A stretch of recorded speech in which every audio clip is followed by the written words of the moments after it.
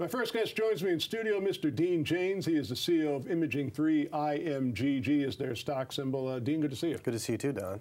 Well, Dean, I'm glad you're here this week. I mean, it's been a rather eventful week with your company. Stock was under a lot of pressure earlier in the week. You filed an 8K. I mean, let's be frank, on Wednesday you got hammered. Yeah, we got hammered. You got really hammered, big dip in price, a huge amount of volume.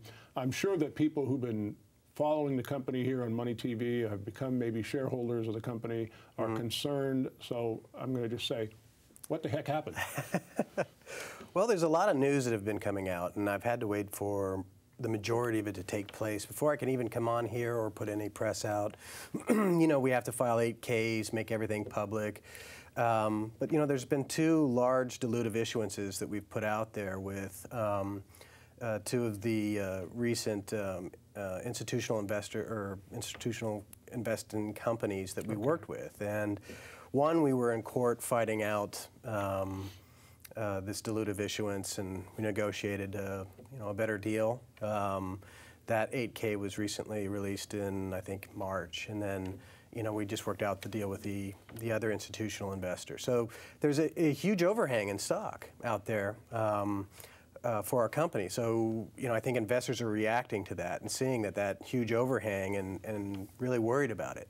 You know, technically they can only own 4.9% of our stock at any one point in time, but it is a huge overhang. On top of which, we've had two key people leave. You know, Mike Nesson has left, and Chris Son we put out, since he's an officer, we had to put out an 8K for that. You know, it's good and bad. I mean, I miss Mike. He's a good guy. You know, I could use his help, you know, doing investor relations calls and whatnot, but, you know, it was all very stressful on all of us, and it was just affecting their health, so those two left. And we could use the savings for, you know, the company anyway. You know, it's been a real gut check moment for me and the company and the direction that we're going to go. It puts us in a really difficult position. You know, we want to go forward to move forward with our FDA progress, but you know that takes money, and we're going to need to raise money and get there. This whole issue of getting this issuance has been very distracting. You know, it's put us off on our deadline. When my last appearance on MoneyTV, we were going to file by summer. You know, now it's looking like the end of summer, maybe even fall now, because we're way behind. You know, we had to really look at things and say, well, how are we going to be able to proceed forward? Well, you know, I'm not going to sit here and tell you that you're in a unique position, because I'm dealing with a lot of small companies on a daily basis. I have conversations like this on the phone, on the program. I mean, everybody's kind of in a circle the wagons mode, especially when it comes to money and funding.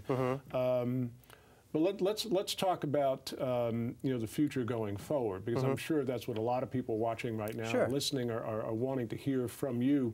I mean, the game plan of getting that filing in front of the FDA and, you know, ultimately getting that FDA approval, that is still game plan number one, correct? Absolutely.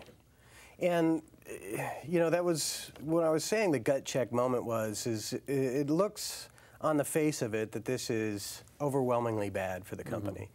And it's not great, but it doesn't stop anything. It just means that there are more shares out there. It doesn't mean that the value of the company has lost anything. It doesn't mean that, you know, we still aren't going to proceed with our goal of getting this thing out there.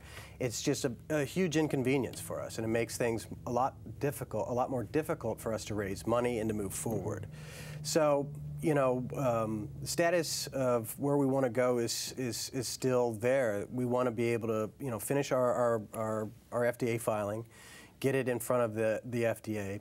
Now we have to, you know, keep the consultants paid, and they're very expensive, and move forward. And you know, we want to try to do this as quickly as possible. So, you know, it's going to be an interesting, difficult time, but it is, you know, something that we're going to do. Well, and you know, it really is through those difficult times that you mentioned it's a gut check period of time for you, but it's through those difficult times that we really find out what we're all about as individuals and as companies.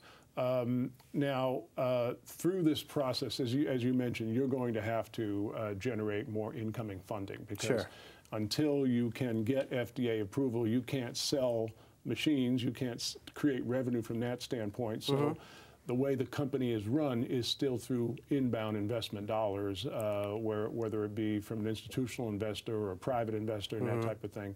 So from that standpoint, are you having conversations with either private or institutional investors, and can you tell us what their reactions are to things? I mean, are they still looking at the company from a positive standpoint? What can you tell us? Well, we're having conversations with both private and institutional investors, and nothing has been lost on the excitement of this technology and in the company. You know, there is some concern to some degree about, you know, this overhang that's out there, and you know, you can see how, you know, this dilutive issuance can affect the stock price. They could beat it up for a while. You know, it's really just riding out this process, riding out this dilutive issuance, and working with someone that gets it. And there are a lot of people that do get this and get the technology and its importance, and that we are this close, you know, to getting this thing filed with the FDA and moving forward to the next stage, which is getting the product out there into the marketplace. You know, if you don't mind for a moment, because I think this would really help people, you know, listening to our conversation. As everybody knows who follows MoneyTV, you know, we don't own any positions in any companies that we've ever had on this show in 16 years. We don't invest in the companies. We stay completely neutral with respect to that.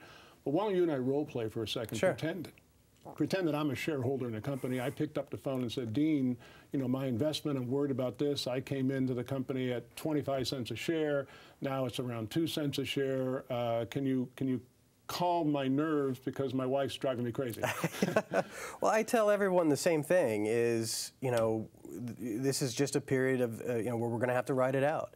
You know, nothing's changed. The fundamentals of this company haven't changed. You know, as a penny stock, it's always a risky investment, you know, because we don't have the fundamentals large public corporations have. You know, we do have an existing business that helps offset the burn rate, but, you know, to make it grow would take time and money and effort that would, you know, pull our time, money, and effort away from getting the FDA done. You know, so it's important for us to focus on the key things that matter. And the technology is just that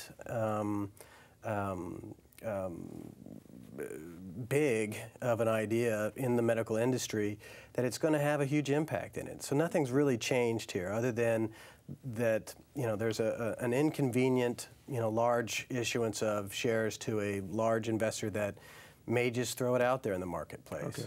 You know. Well, you know, Dean, I have to tell you, it's not every CEO that would come in here and be this frank, be this honest about the situation. I'm sure it was not easy for you. I do appreciate it. I want to continue to follow up on the developments of this. Again, Imaging3, IMGG is the stock symbol. Again, Dean, thanks for coming in and letting us in on what's going on. Thanks for having me on, Don.